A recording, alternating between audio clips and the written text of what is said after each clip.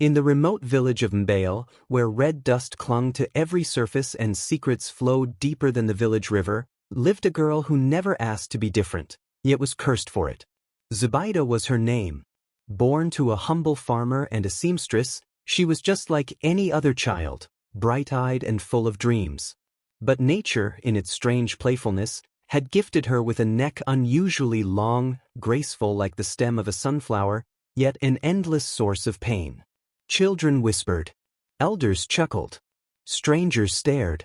But no place was crueler than the local swimming pool, a rare luxury funded by a foreign charity and the village's only source of amusement. It was here that laughter turned venomous, and shame stuck like a second skin. What none of them knew, however, was that the girl they mocked would one day return, not for vengeance, but with a truth that would shake their souls. Zubaida first noticed she was different at age 6. It wasn't her fault that her neck stretched just slightly longer than other girls her age. At first, her mother tried to comfort her, calling it a royal gift, saying she looked like a graceful giraffe, tall, elegant, noticeable. But soon, the village had other names for her. Snake neck. Totem pole.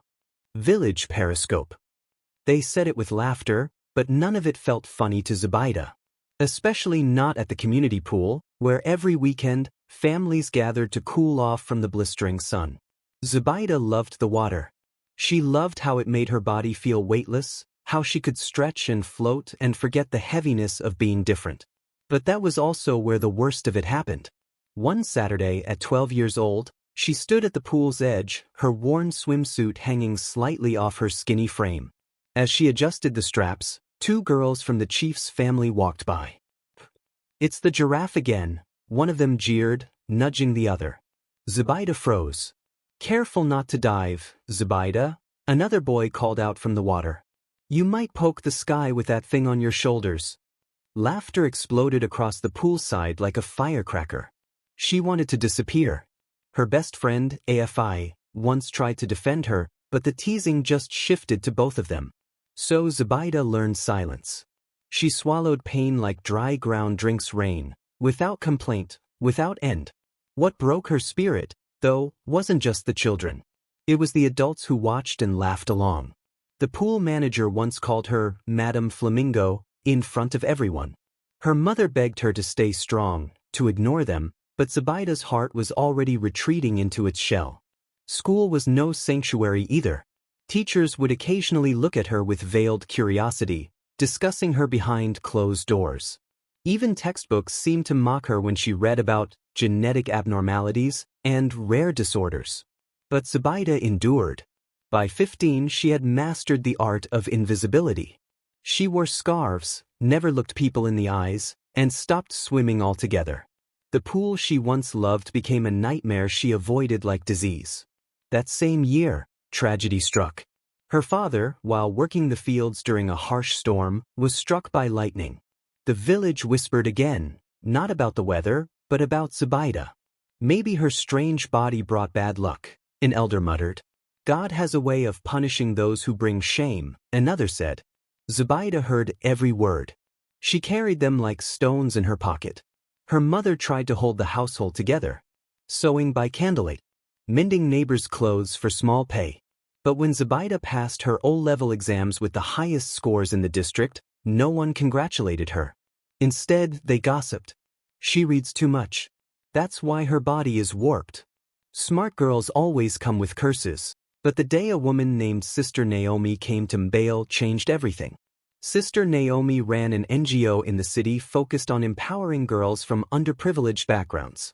When she heard of Zubaida's academic brilliance, she arranged a scholarship for her to study in Nairobi. The village scoffed. "Send the giraffe to the city? She won't last a month." Zubaida left with one bag, her mother's blessing, and no promises. She didn't even look back at the pool. Nairobi was another world. No dusty footpaths. No thatched roofs. No judgmental stares at every corner. But that didn't mean it was easy. Zubaida struggled at first. The stares continued. Even city people weren't kind. But something within her had hardened. She no longer cried. She started reading medical journals at night, researching about her condition. She discovered that she had a rare form of Marfan syndrome, a connective tissue disorder, her long neck being one of its symptoms. It wasn't a curse. It wasn't a punishment. It was biology. More importantly, she began embracing it. She joined a science club and won a national award for a research paper on genetic diversity and the psychological impact of physical difference. She found friends, real ones, who didn't see a freak when they looked at her. She started swimming again at her university's pool. Slowly, the shame melted, replaced by strength. By the time she graduated with honors in biomedical sciences, Zubaida wasn't the same timid girl from Bale. She was tall, not just in body but in soul. One rainy afternoon, as she walked past a mirror in the hospital lab where she now worked, she paused. For the first time in years, she stared at her reflection and smiled. Her neck, long, elegant, was no longer a burden. It was part of her story. It was her defiance against small minds. Her symbol of survival. And then, something unexpected happened. A letter arrived. From Bale. The community was sick. Strange fevers, rising infections, worsening health conditions. Their local clinic had closed. The same people who once called her a curse were now begging her for help. Her hands trembled as she folded the letter. The next morning, she packed her bag. Zubaida was going back. But not as a victim. Not as a ghost. She was returning as the woman they never imagined she would become. Zubaida stepped off the bus at Mbale station after 10 long years. The village hadn't changed much. Same cracked roads, same cluster of mud brick houses, and that same rusted gate at the community pool that once swallowed her dignity. Word spread fast. Children peeked from behind fences. Women whispered as they walked by. Men glanced at her, unsure if they were seeing a ghost or a memory return to life. But it wasn't the neck they noticed now, it was her poise. Her long white coat. The confidence in her stride. She no longer looked like the scared, hunched girl they once mocked. She stood tall, both literally and in presence. Her first stop was the small clinic where she was asked to consult. It had only 2 beds, outdated equipment, and a long line of villagers seeking help.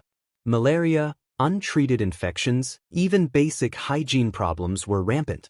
The local nurse, Salome, greeted her with an awkward hug. "Zubaida, you really came." "I had to," Zubaida said. "These people, they're still my people." Salome nodded. "Even after everything they did to you?" Zubaida didn't answer. Not because she hadn't thought about it, but because she had. For years. And she was done letting their cruelty dictate her value. She spent the next few weeks transforming the clinic.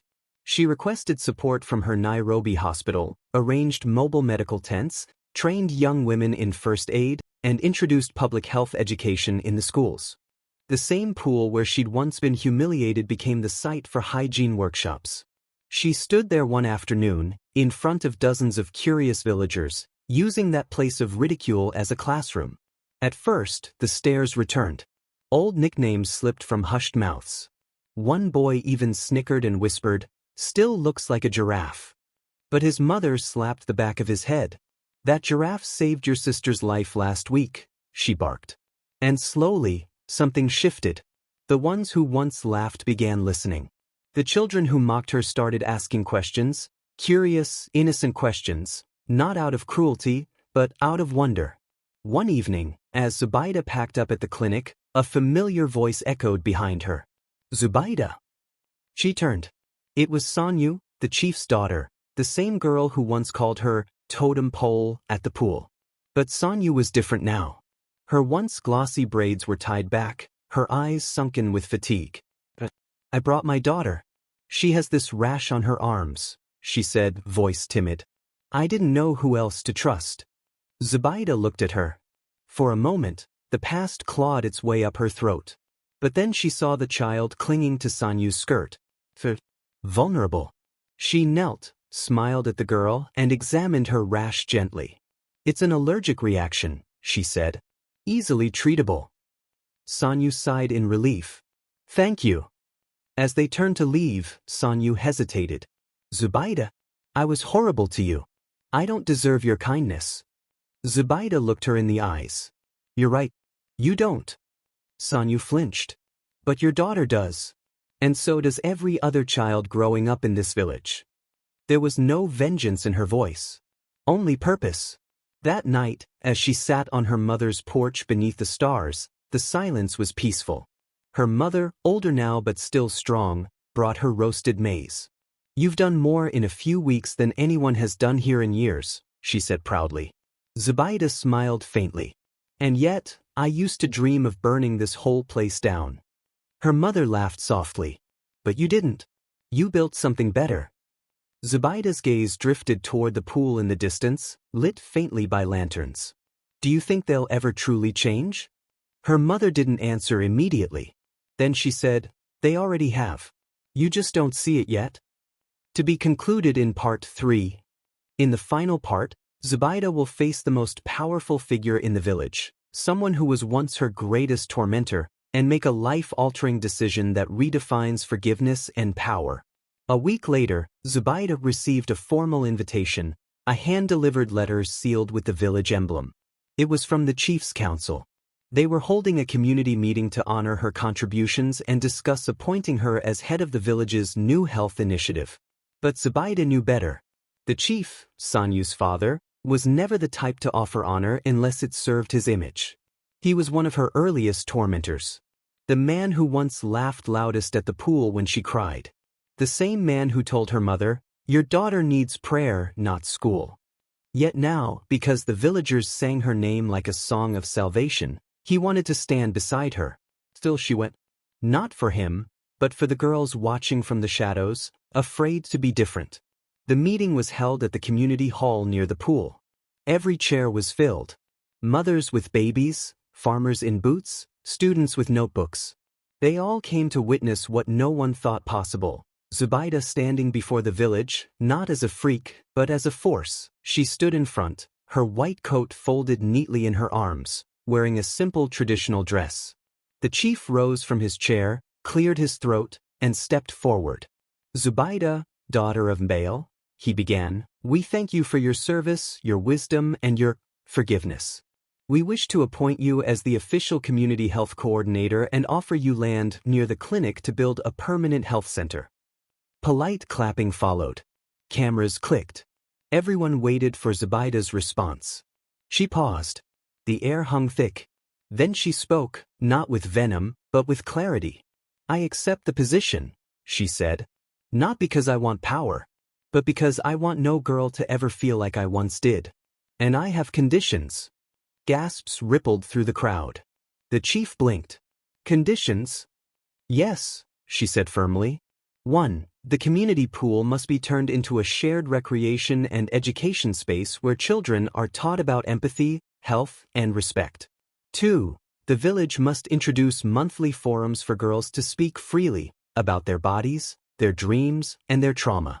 3. Her voice softened. Every person who has been mocked, bullied, or silenced in this village must be reminded they belong. The room fell silent. Then a slow clap began. Fi, her childhood friend, now a teacher. Others followed. It spread like a wave. But the chief didn't clap. His smile tightened. You drive a hard bargain, he said. I was forged in your fire, she replied. You made me strong. He nodded stiffly. Very well. That evening, Zubaida walked past the pool for the last time. It was quiet now. No children. No taunts. Just a reflection of stars on still water. She sat on the edge, trailing her fingers along the surface.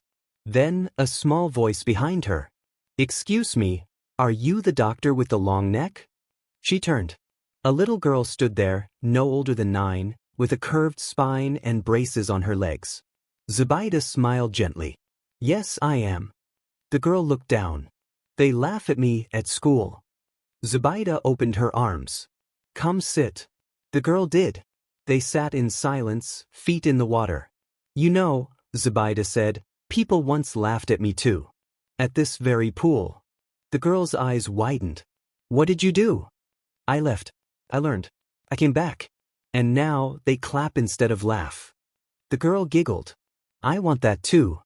Zubaida looked at her, heart full. If you will. And I'll be here to help you. Zubaida didn't become a queen. or a millionaire, or someone who took revenge with fire. She became something greater, a mirror, a reflection that forced a village to see its ugliness, and a light that showed how people, no matter how broken, can still be whole. Her neck, once the target of shame, became a symbol of resilience. Because sometimes, the parts of us the world mocks are the very parts that make us unforgettable. And those who once laughed? They now tell their daughters, "Be kind to the girl with the long neck. She changed our village."